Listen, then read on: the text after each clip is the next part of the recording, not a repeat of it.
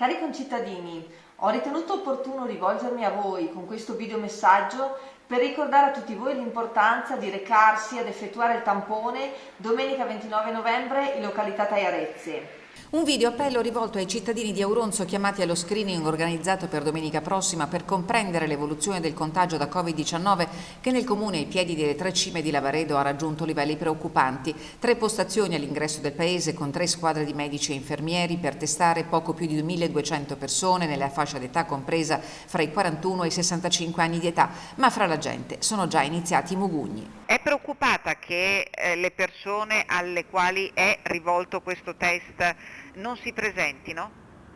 Sì, sono preoccupata perché ho già sentito dei commenti di questo tipo, alcuni di loro che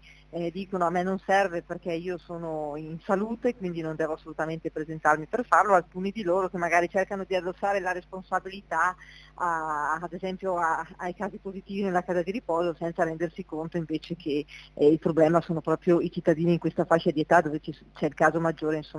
il contagio è maggiore, quindi il mio appello è davvero accorato. Importantissimo perciò sottoporsi al test per una valutazione dei dati più in generale per scoprire i positivi asintomatici e quindi è forte il richiamo al senso civico e al senso di responsabilità di tutti. L'amministrazione comunale è la prima a voler evitare un nuovo lockdown o l'adozione di misure più restrittive. Però vorrei ricordare a tutti voi che la situazione è davvero preoccupante perché abbiamo raggiunto un picco di contagi di 244 persone su 3.300 abitanti. Tutelare la salute collettiva è quanto mai importante in queste giornate che ci avvicinano alle prossime festività, dice Tatiana Pais-Becker. Abbiamo il tempo necessario davvero per cercare già stanno calando i casi, ma cercare di ripulire del tutto